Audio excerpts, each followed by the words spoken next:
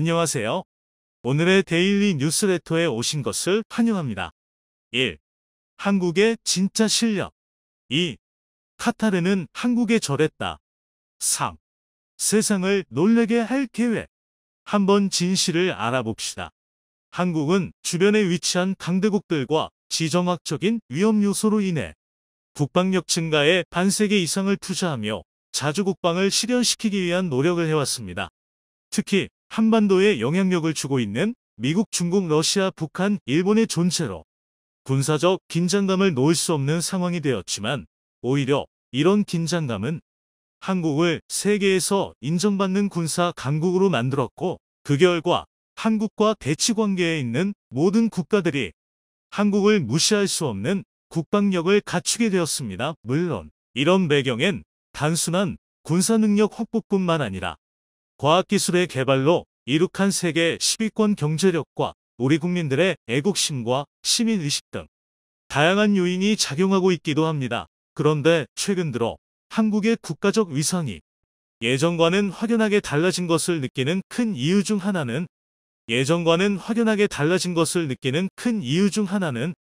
기본적으로 군사력에 가장 큰 영향을 끼치는 방위산업 분야는 저렴하고 실용적인 것도 중요하지만 무엇보다 단 한 번의 실전을 위해 사용되는 장비이기에 실전성을 비롯한 활용 능력이 검증되어야 합니다.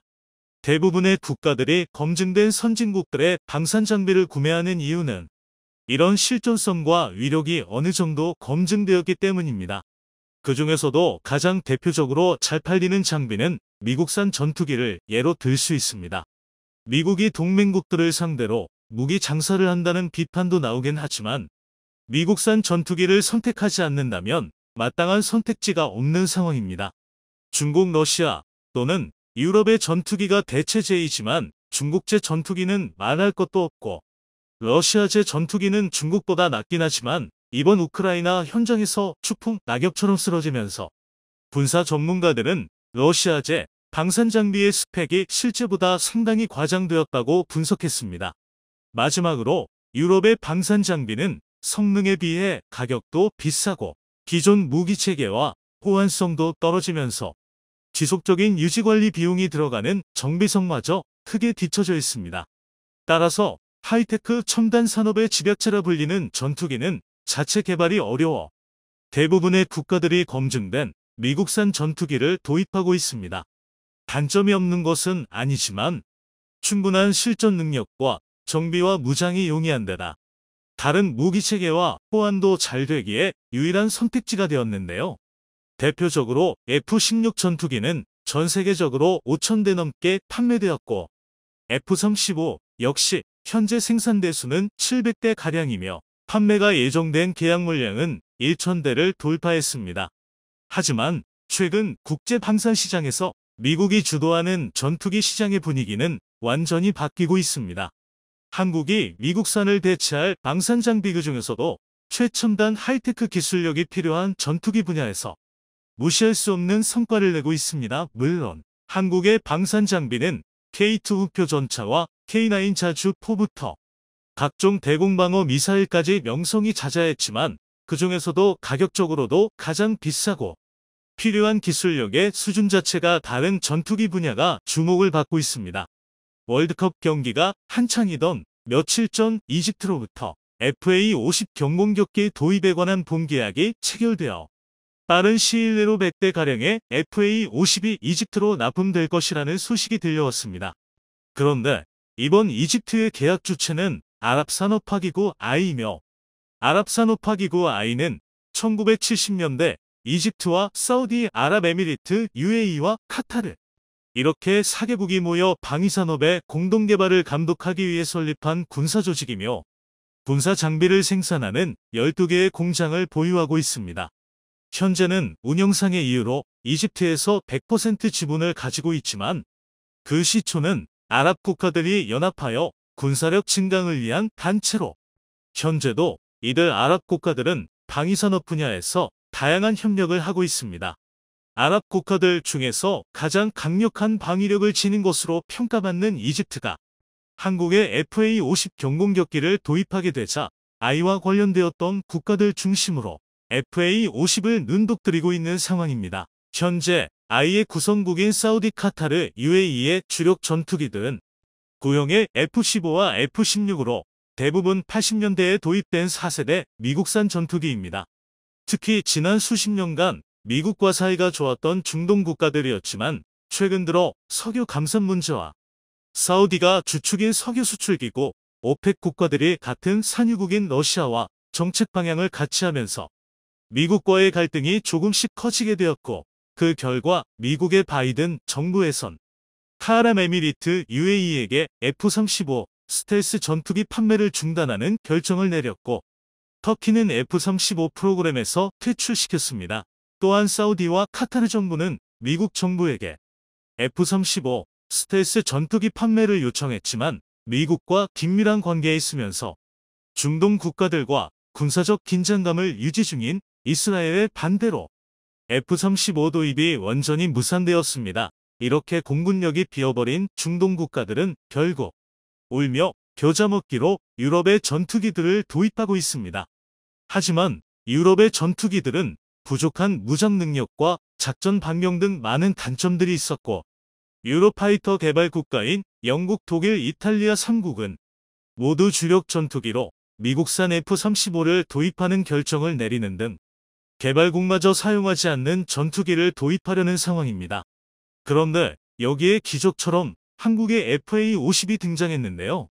미국의 F-16과 많은 부품을 공유하는 FA-50은 그 자체로도 4세대 전투기의 성능을 내지만 이번에 미국이 FA-50에 탑재될 4.5세대 레이더인 어넵 8324 레이더의 수출을 승인했습니다. 어넵 8324 레이더는 이번에 중동 국가들이 도입한 4.5세대 유럽산 전투기와 동일한 4.5세대 F-16 바이퍼 전투기에 도입 탑재되는 레이더입니다. 여기에 암람 미사일 탑재까지 결정되면서 한국의 FA-50 경공격기는 훈련기 역할도 충분히 수행하면서 동시에 4.5세대 수준의 전투 능력을 확보한 작은 괴물로 진화했습니다. 이미 FA-50에 탑재한 이사 레이더만으로 중국, 러시아 등 경쟁기종과 비교할 수 없는 탐지 거리와 목표 추적 능력을 확보했고, 여기에 스나이퍼 타겟팅 능력까지 갖추면서 저렴한 4.5세대 가성비 전투기로서 역할을 하게 됩니다. 상대적으로 저렴한 FA-50은 압도적인 성능을 내기도 하지만 국제 표준격인 미국산 F 시리즈 전투기의 훈련기 역할도 수행해 세계 최고의 파일럿을 양성하는 데 필수적인 기체입니다. 사우디, 카타르, UAE를 비롯한 중동 대부분 국가들은 F-35 스텔스 전투기의 도입을 원했지만 미국의 반대로 도입이 무산되었는데요. 한국의 FA-50을 도입하면 이제 곧 상용화를 앞둔 한국의 준 5세대 스텔스 전투기인 KF-21마저 안정적으로 운용할 수 있게 됩니다. 현재 범서방 진영에서 구매가 가능한 스텔스 전투기는 F-35가 유일하지만 여러가지 정치적인 이유로 구매할 수 없는 국가들이 매우 많기에 한국의 KF-21이 이들의 훌륭한 대안이 될 수 있다는 평가를 받고 있습니다. 현재 성공적으로 개발 중인 KF-21은 기본이 4.5세대 전투기이지만 차후 업그레이드를 통해 스텔스 성능을 갖춘 5세대 전투기가 될 것이며, 뛰어난 무기 호환성과 정비의 용이성으로 유지비 절감에 탁월할 것이란 평가를 받고 있습니다. 전투기는 도입당과 못지않게 시간당 유지비가 매우 중요합니다. 현재 최신예인 F-35 스텔스 전투기는 1시간당 유지비가 4,800만원 가까이 들어가고 4.5세대 F-16 바이퍼는 2,500만원 수준입니다. 중동 국가들이 미국산 전투기를 사지 못해 울며 겨자 먹기로 구매한 유로파이터의 경우는 1시간당 유지비가 무려 1억 3천만원입니다. 실제로 유로파이터 타이푼을 개발한 영국은 유로파이터의 유지 비용이 너무 비싸 성능이 더욱 뛰어나면서 가격도 저렴한 데다 유지비는 3분의 1 수준인 F-35를 더욱 많이 구매했을 정도입니다. 그런데 4.5세대 유로파이터와 사실상 동급의 스펙을 갖춘 한국의 FA-50은 1시간당 유지비가 무려 460만원 수준입니다. 1억 3천만원의 유지비를 자랑하는 유럽 전투기의 30분의 1 수준입니다. 즉 같은 4.5세대 전투기를 운용하는데 유럽 전투기가 1시간 동안 작전을 수행할 돈으로 한국산 FA-50은 30시간 동안 작전을 수행하는 것이 가능하다는 것입니다. 이처럼 고성능을 가진 전투기를 이렇게 저렴한 수준으로 판매 가능한 곳은 지구 역사상 대한민국이 유일무이합니다. 전투기는 다른 군사장비와는 다르게 생산 국가의 과학기술력이 총동원된 최첨단 장비이기에 역사적으로 군사 강국들이 독점적으로 판매해왔습니다. 미국, 러시아 등이 전 세계 전투기 시장을 양분하고 있었고 중국, 유럽 등 나머지 국가들이 전투기 시장의 일부를 차지하고 있었습니다. 이들은 핵보유는 물론이고 유엔 상임이사국에 포함된 강대국이라는 공통점이 있습니다. 반면 한국은 핵보유도 아니고 상임이사국도 아니지만 오로지 기술력과 합리적인 가격으로 전투기 시장을 잠식해 나가고 있습니다. 이전에도 한국이 전차와 자주포 그리고 대공미사일 등 다양한 방산 장비에서 두각을 나타내며 국제사회의 인정을 받아왔지만 초음속 전투기 분야는 이런 전통적인 방산 장비와는 차원이 다른 하이테크 산업이기에 이곳에서 세계 시장의 인정을 받는다는 것은 대한민국이 진정한 군사강국으로 나아가는 것을 의미합니다. 유럽과 아시아 중동을 시작으로 FA-50의 판매량이 늘어나면 늘어날수록 FA-50도 입국들은 KF-21에도 자연스레 관심을 가질 수밖에 없습니다. 5세대의 압도적인 성능에 합리적인 가격과 유지비, 그리고 대부분의 무기체계와 호환되는 무한한 확장성까지 정치적인 이유로 미국산 전투기를 구매할 수 없는 국가들에게 최고의 대안이 될 수 있는 상황입니다. 이렇게 한국이 자력으로 고객층을 늘려갈수록 인도네시아와 협력의 필요성은 점점 더 낮아져갑니다. 인도네시아 측이 납부하기로 한 개발 분담금은 한국의 경제 규모나 방산 수출 규모로 미루어 볼 때 상당히 적은 금액에 속합니다. 인리 측이 2조 원에 가까운 분담금을 납부해야 하지만 한국은 올해 아이방산 수출로만 30조 원에 가까운 성과를 내면서 사상 최대 규모의 수출 실적을 올렸습니다. 그런데 이런 실적이 올해 일회성으로 끝나는 게 아니라 많은 국가들과 새로운 수출 계약을 앞두고 있어 내년에도 많은 긍정적인 소식이 들려올 것으로 기대되는 상황입니다. 특히 미국 공군의 고등 전술훈련기 사업에서도 한국의 FA-50이 유력한 후보로 평가되고 있습니다. 적게는 300대에서 많게는 400대가량의 물량이 예정된 훈련기 사업에 한국이 유력한 이유가 있는데요. FA-50 기체 자체가 F시리즈 전투기를 만드는 미국의 방산기업 로키드 마틴과 협력하여 제작한 기체이며 미국이 이번에 FA-50에 4.5세대용 미국산 이사레이더와 암람 미사일 탑재를 허용한 만큼 FA-50이 유일무이한 후보로 떠오른 상황입니다. 이번 미국 도입이 현실화되면 한국의 전투기 판매 1,000대 목표도 현실화되며 미국에 판매했다는 상징성으로 FA-50 도입을 망설이던 다른 국가들 역시 주문하게 될 가능성이 높은 상황입니다. 최근 이집트의 FA-50 도입으로 이와 관련된 아랍산업화기고 국가들 역시 한국의 전투기를 관심있게 보는 가운데 시청자 여러분들은 어떻게 생각하시나요? 최근 논란이 되었던 경항모 사업과 관련 한국 정부는 어떠한 반응을 보이지 않았는데요. 알고 보니 세계를 깜짝 놀라게 만들 만한 이야기가 수면 아래에서 진행 중이었습니다. 바로 경항모가 아닌 중항모를 한국이 건조할 예정이며 이를 위해 한화그룹이 적극적으로 움직이고 있다는 사실이 공개된 것인데요. 조만간 한국이 보유하게 될 중항모는 대체 어떤 종류이며 한국이 어떻게 항모 사업을 이어갈 수 있게 되었는지에 대해 지금부터 자세하게 설명해 드리겠습니다. 260척. 이 숫자는 한국 해역을 제 집 드나들듯이 침범했던 중국 군함의 숫자입니다. 공동관할 해역이 아닌 한국 단독 해역에 함부로 들어온 것을 센 숫자인데요. 2018년에는 230척을 기록했던 것에서 30척이 늘어난 숫자로 점점 시간이 지날수록 한국 관할 해역을 중국 해역인 양 침범하는 숫자가 줄지를 않고 있습니다. 작년 기준 260척을 기록하며 최대치를 기록했죠. 국회 국방위원회 임병헌 의원이 공개한 자료에 따르면 작년 8월 기준 남해를 통해 침범한 중국 선박은 110척, 서해를 통해 침범한 선박은 50척에 달했고 동해에서 발견된 선박은 10척에 달했습니다. 8월 한 달 기준으로 170척이 한국 항해를 버젓이 드나들었던 것이죠. 이조차도 한국 군함이 출격해 쫓아낼 숫자입니다. 한국 군함 몰래 침입한 숫자를 생각해보면 정신이 아득해질 정도로 중국 군함은 한국 경계 수역을 유린하고 있는데요.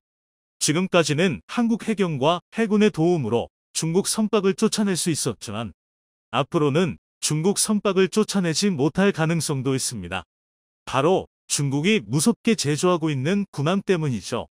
특히 미국을 쫓아가겠다며 해양굴기를 실현하는 중국이 가장 공을 들이는 분야가 바로 항공모함입니다. 바다 위를 떠다니는 요새로 한 나라의 국력을 상징하기도 하는 항모 숫자를 중국은 최근 들어 무섭게 늘리고 있죠. 중국 CCTV는 올해 세 번째로 진수한 항공모함 푸젠함이 계류 테스트에 들어갔다는 사실을 알렸습니다. 계류 테스트란 함정을 부두에 계류한 채 선내 장비와 기계류의 이상 유무를 판단하는 테스트를 가리키는데요. 이 테스트가 시행된다는 것은 곧 실전 배치가 멀지 않았다는 뜻이고 한국에게 있어 강력한 경쟁 상대인 항공모함이 또 한 척 추가되었다는 것을 의미합니다. 푸젠함은 중국이 자체 설계해 건조한 최초의 사출형 항공모함으로 배수량은 8만 톤에 달하며 스키점프식 함재기 이륙 방식이 아닌 전자기 캐터펄트를 사용해 만든 항모입니다. 2024년 취역을 앞두고 있는 푸젠함은 군사 전문가들 사이에서 실전 배치되기까지 아직 시간이 많이 남았다는 분석이었는데요. 그러나 계류 테스트에서도 아무 이상이 없다는 것이 드러나면서 실전 배치가 앞당겨질 수 있다는 이야기가 흘러나왔습니다. 그러지 않아도 중국 선박들이 자국 해군력을 믿고 한국 영해를 침범하는 와중에 푸젠함까지 가세하게 되면 중국의 불법 행위가 더욱 기승을 부릴 전망인데요. 이를 못마땅하게 여긴 어민들과 군 관계자들은 한국도 서둘러 항모 도입을 해야 한다고 주장했습니다. 그렇게 해서 한국형 경항모 사업이 추진되었죠. 하지만 지난 정권 때까지 적극적으로 진행되던 경항모 사업은 최근 예산이 중지되면서 실패로 끝나는 듯 보였습니다. 그러지 않아도 항모 도입에 대해 비관적인 여론이 지배적이었던 상황에서 항모 도입은 먼 훗날 이뤄지는 것으로 예측되었죠. 그러나 최근 놀라운 소식이 전해지면서 한국에서 항모가 도입될 가능성이 높아졌습니다. 이제까지 추진되던 경항모가 아니라 중항모로 크기를 변경, 중국과 맞설 정도로 한국이 항모 규모를 키울 예정이라는 정보가 풀린 것이죠. 이 소식이 처음 공개된 것은 최근 성황리에 행사를 마친 대한민국 방위산업전이었습니다. 카이는 이곳에서 특이한 형태의 모델을 공개하며 세간의 이목을 집중시켰는데요. 카이가 공개한 것은 바로 KF-21의 함재기 모델이었습니다. 한국 방산의 자존심을 살린 KF-21은 세계에서 주목받은 4.5세대 전투기로 현재 테스트가 진행 중인데요. 뛰어난 성능과 가성비에 많은 국가들이 KF-21 도입을 타진할 정도로 인기를 끄는 기종입니다. 그런데 방위사업전에서 함재기 형태의 새로운 모델 KF-21N이 공개되면서 많은 이들은 의문을 가졌죠. 그동안 논의되던 한국형 경항모에는 도저히 실을 만한 크기의 함재기 모델이 아닌 것이었습니다. 게다가 수직 이착륙기 모델이 아닌 활주로 이착륙기 모델로, 다시 말해 함재기에 활주로가 무조건 달려있어야 하는 사이즈가 큰 항모만 수용 가능한 모델이었습니다. 갑작스러운 신모델의 등장에 의문이 증폭되는 상황. 이 궁금증을 김승겸 합참의장이 국회에서 풀어주면서 한국형 중항모 사업의 실체가 드러났죠. 그는 국회 국방위원회 전체회의에서 함재기 모델과 관련 설계 변경을 암시하는 대답을 내놓았습니다. 경항모로는 도저히 중국과 일본 등 주변 국가와 경쟁이 불가능하고 한국 해군의 질적 상승을 위해 사이즈 변경이 필요하다는 취지의 발언을 한 것이죠. 현재 연구 용역이 진행 중이라고 말하며 실제 중항모 개발이 추진되고 있음을 암시하는 내용을 언급했습니다. 이와 더불어 현재 한국 정부가 진지하게 중항모 사업을 준비하고 있다는 정황도 같이 밝혀졌는데요. 바로 한화그룹이 대우조선해양을 인수한 사실입니다. 그동안 적자로 새로운 주인을 찾던 대우조선해양을 정부와 대주주인 산업은행이 한화그룹에 넘기기로 결정한 것이죠. 여의도 한국수출입은행에서 열린 긴급회의를 통해 대우조선해양 매각 논의가 이어졌고 정부 주도로 재빠르게 대우조선해양을 한화로 넘기는 결정이 내려졌습니다. 마치 사전에 협의가 된 것처럼 빠르게 결론이 났는데요. 심지어 한화그룹이 애초에 원했던 것은 특수성 분야였으나 정부가 회사 전체를 인수할 것을 요구한 사실이 보도되면서 의혹은 더욱 증폭되었습니다. 대우조선해양은 잠수함 분야에서 혁혁한 공을 세운 곳으로 대한민국 조선업 분야에서 상징적인 회사라 할 수 있을 정도로 세계 시장에서 압도적인 건조 노하우를 지닌 곳으로 유명합니다. 그런 곳이 방산업계에서 유명한 한화와 힘을 합친 것은 무척이나 상징적인 일이라 할 수 있는데요. 더군다나 정부가 이 합병 추진에 적극적이었다는 것은 정부에서 한화 주도의 중앙모 사업을 추진할 계획을 품고 있고 이를 위해 조직적으로 움직인 것이라 생각하는 것이 자연스러운 상황. 한화는 예전부터 한국의 록히드 마틴이 되겠다고 자부하며 육해공 방산 분야를 전부 진출하겠다는 야심을 품은 기업인데요. 그들에게 있어 수건의 마지막 퍼즐 조각은 해양 분야였습니다. 그런데 이번에 비로소 그 마지막 수건을 달성한 것이죠. 일각에서는 아직 경항모는 커녕 중항모 건설조차 시도하지 못한 한국이 빠른 시일 내에 항모 건설을 하는 것은 불가능이고 무모한 일을 도전하는 것이 아니냐는 주장이 나왔는데요. 그러나 방산 산업을 처음 시작할 때부터 한국은 불가능을 가능으로 만드는 일에 도전해왔습니다. 누구도 기술 이전을 하지 않는 상황에서 한국 엔지니어와 방산 관계자는 맨 땅에 헤딩하듯이 하나하나 기술을 개발하면서 지금의 방산 신화를 만들 수 있었는데요. 더군다나 한화에게는 기술 이전을 받을 수 있는 중요한 카드도 확보한 상태입니다. 대우조선해양은 합병 이전 영국의 박콕 사와 양해각서를 체결하며 기술 협력에 대해 논의한 적이 있죠. 양사는 국내외 함정 사업의 경쟁력 강화를 위해 핵심 기술력을 하나로 모으기로 합의를 하며 박콕사가 가진 경항모 제조 노하우를 전수할 것을 약속했죠. 박콕사는 퀸 엘리자베스 함을 비롯해 세계적인 해군 함정 설계와 건조에 참여한 회사입니다. 수상함과 잠수함의 핵심 장비 개발에 탁월한 기술력을 갖춘 기업으로 최고 수준의 경쟁력을 갖춘 것으로 평가받았는데요. 애초에 대우조선해양이 박콕사와 업무협약을 맺은 것은 경항모 사업에 필요한 노하우를 전수받기 위해서였죠.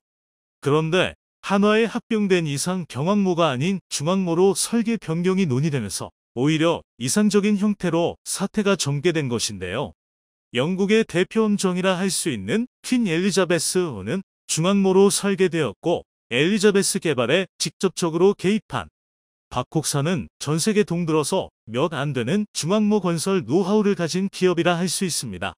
한화는 대우조선해양 인수로 양해각서까지 인계받으면서 중항모 건설 및 설계에 박차를 가할 수 있는 셈이죠. 게다가 항모에 있어 필수적인 전자전 장비와 레이더에 있어 한화는 세계적인 수준의 기술력을 갖추고 있는 상황. 너무나도 유리한 조건이 조성되면서 한국이 경항모가 아닌 중항모 개발하는 데는 그 어떤 어려움이 없게 된 것이죠. 사실상 중항모 개발에는 프로젝트 추진 의사만 있으면 되는 가운데 한화는 발빠르게 움직이고 있죠. 세계적인 수준으로 점점 업그레이드되고 있는 한국 방산. 자기 해역인 것처럼 서해를 침범하는 중국의 아나무인한 행동을 한국 중항모로 견제할 수 있기를 기원해 보겠습니다.